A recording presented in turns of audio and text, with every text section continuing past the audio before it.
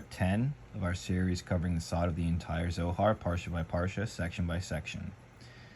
Without further ado, let us get into it. We are in section 10, the vision of Rabbi חייא. Rabbi חייא prostrated himself on the earth, kissed the dust, and cried out, "Dust, dust! How stiff-necked, stubborn you are! How shameless you are, that all the delights of the eye perish within you! You consume all the beacons of light in this world and grind them. How impertinent art you are! The holy luminary that illuminated the world, the great leader who governs the entire world and whose merit sustains the world is consumed by you. Rabbi Shimon, the light of the illumination, the light of the worlds. You perish in the dust while you sustain and govern the world."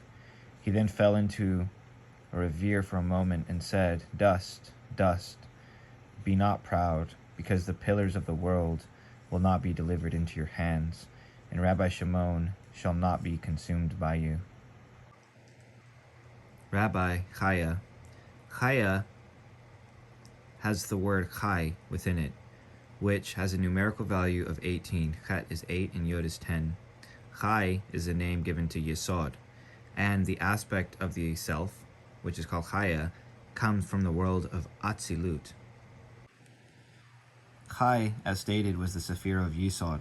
For this reason, he kisses the dust of the earth, because both dust and earth signify the Sephirah of Malkut, by which Chai, or Yesod, is connected to. He further states that the earth consumes the beacons of light.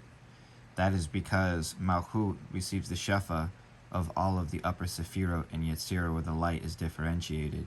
Mainly blue is Chesed, red is Gavurah, yellow is Tifereth, green is Netzach, orange is Hod, etc.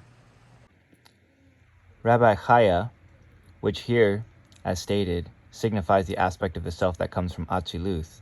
Thus, this alludes to what will be happening next. He stood up and walked along weeping, accompanied by Rabbi Yossi. Yossi has a numerical value of 86, which is Yud Vav Samek Yud. This, as stated before, the aspect of חייא comes from Atzilut. This is in Chokmah. Yossi, therefore, signifies Elohim, which is the Sephirah of Bina. He fasted from that day on for 40 days. Why for 40 days? Because, as stated, Rabbi חייא is that aspect called חייא, which comes from Atziluth, which is the fourth world, and all four worlds have 10 Sephirot, which signifies the number 40. Days is a key word signifying Sephirot. Therefore, there are 40 Sephirot, and they are the four worlds, each with its 10 parts, so that he might meet with Rabbi Shimon. Again, him ascending for 40 days is him ascending to the Sephirot of Chokmah in the world of Atzilut and all of its parts. They told him, "You are not fit to see him."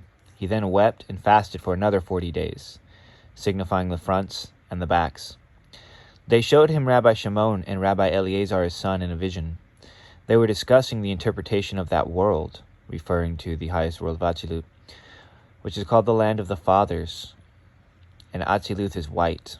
Therefore they have garments of white in that place, which Rabbi Yossi, which is Bina, that connects to that place, mentioned in the name of Rabbi Shimon, and many thousands were listening to his words, because Atzilut is in the rung of thousands. Meanwhile, he saw many great celestial wings. Rabbi Shimon and his son Rabbi Eleazar mounted on them and were borne aloft to the heavenly yeshiva, and all those wings were waiting for them. He then saw that Rabbi Shimon and Rabbi Eleazar were renewed constantly by their own splendor, and shone more than the sun. The sun signifies the Sephirot of Tifereth, which is called the sun. They shined greater because Rabbi Shimon and Rabbi Eleazar are in the rung of Atziluth, which is certainly above the sun. Rabbi Shimon opened the discussion by saying, "Let Rabbi חייא enter and see how much the Holy One, blessed be He, shall restore the faces of the righteous in the world to come." Again, the Holy One, blessed be He, is Yod He Vav He. The Yod of Yod He Vav He signifies Chokmah in the world of Atziluth, which Rabbi חייא comes to represent. How happy is he who comes here without shame, and how happy is he who stands erect in that world as a strong pillar that bears all. Rabbi חייא saw himself entering, and Rabbi Eliezer stood up. So did all the other pillars of the world, which had previously been sitting there. They all stood up before Rabbi חייא, and he, Rabbi חייא, was embarrassed. As he entered, he detached himself and sat at the feet of Rabbi Shimon. Feet corresponds to the level of Malchut, which corresponds to the oral Torah. This is also an allusion to the oral Torah by which he had learned from Rabbi Shimon. A voice came forth saying, "Lower your eyes, do not raise your head up, and do not look." He lowered his eyes and saw a light that shone from afar. The voice returned and said, "You, hidden and unseen, celestials on high, you who are clever, and wander throughout the world, behold and see, earthly beings that are in slumber, with the light of your eyes concealed in your eye sockets, wake up. Who among you has, during his lifetime in this world, transformed darkness into light, and the taste of bitter into sweet, before he came here? Who among you has awaited eagerly every day the light that shines when the king calls upon the gazelle?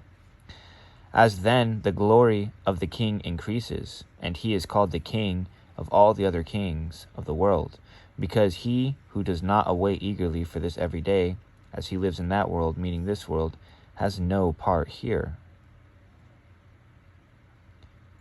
Who refers to the level of Binah, who certainly makes darkness light and bitter into sweet, for Binah is also called a tree.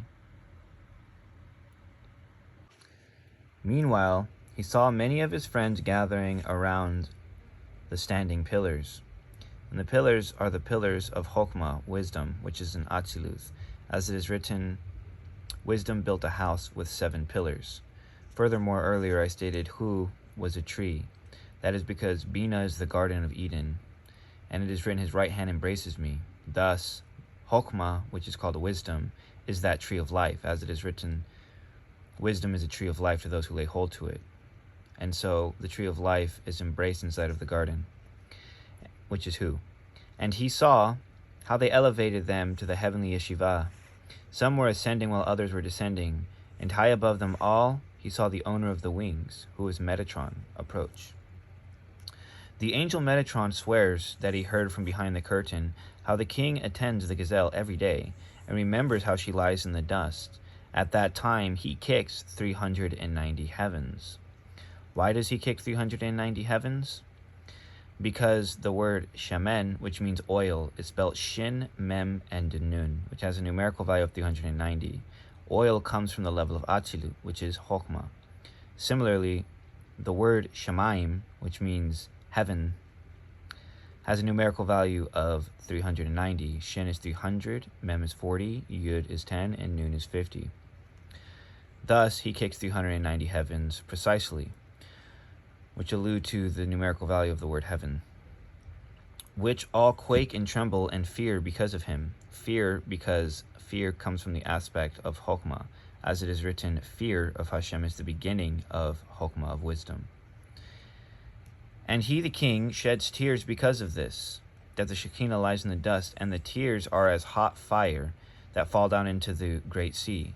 Because the word heaven is Shemaim, and the letters Shin, Mem of Shemaim, Shin signifies Esh, which is fire, and the Mem of Shemaim signifies the word Mayim, which means water.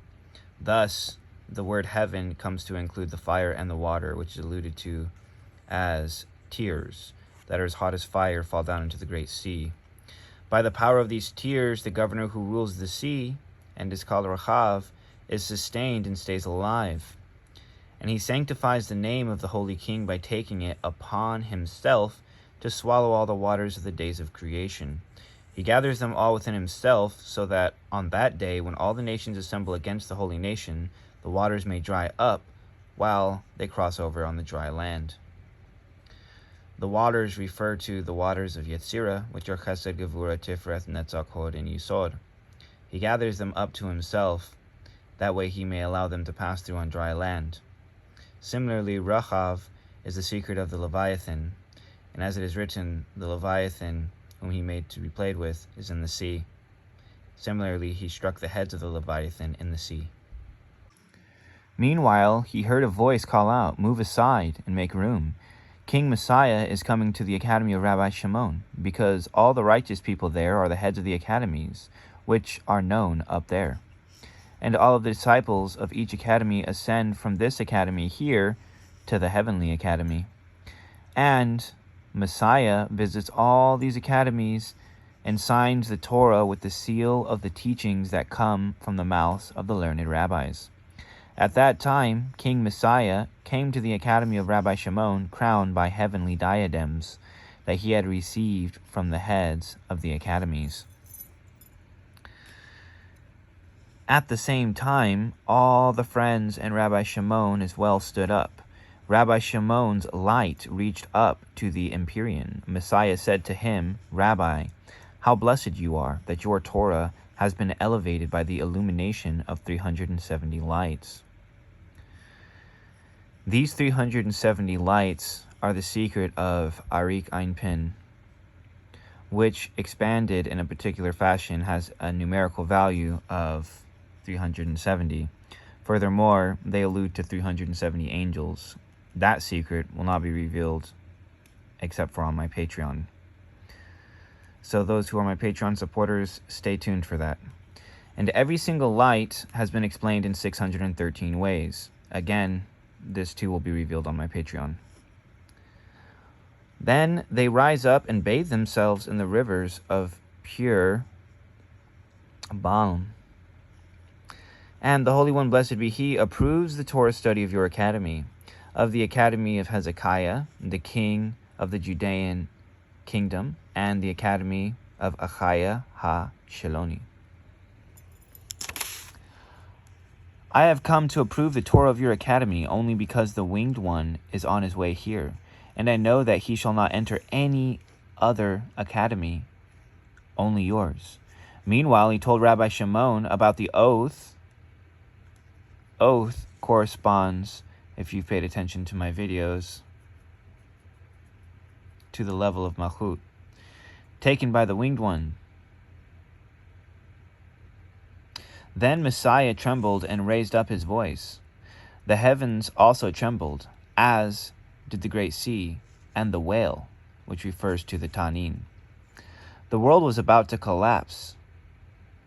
Also at this time he noticed Rabbi Chiah sitting at the feet of Rabbi Shimon, and he said, "Who allowed a human being wearing the cloaks of that world, that is a physical body of this world here?"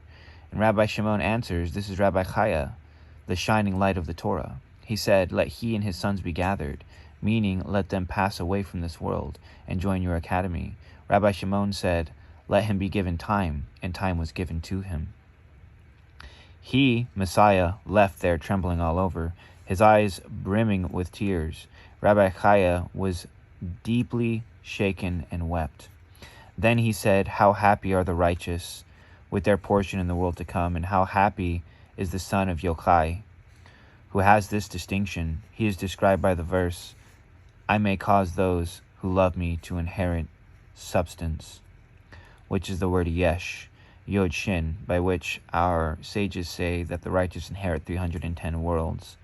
Yod shin is Chokhmah and Bina, and yesh is the secret of Chokhmah, and the sod of the verse, yesh me'ayin, something from nothing, as described later in the Zohar. "And I will fill their treasures," because through the symbiotic union of Chokhmah and Bina, Da'at fills the house with treasure. As it is written, wisdom built a house with 7 pillars. Wisdom is Chokhmah, the 7 pillars of the lower 7 Sephirot. Established it with Binah, which is the secret of Shin, and filled it with Da'at. With that being said, if you guys would like to support, I'll leave links to my Patreon down below. Also, Sefer Year A and Sefer Year B have been published. I'll leave links to those down below as well. Feel free to comment any suggestions or questions. As stated, for my Patreon supporters that are watching this video, I will be covering the deeper secrets of the 370 lights and the 613 paths there. Shalom and Selah.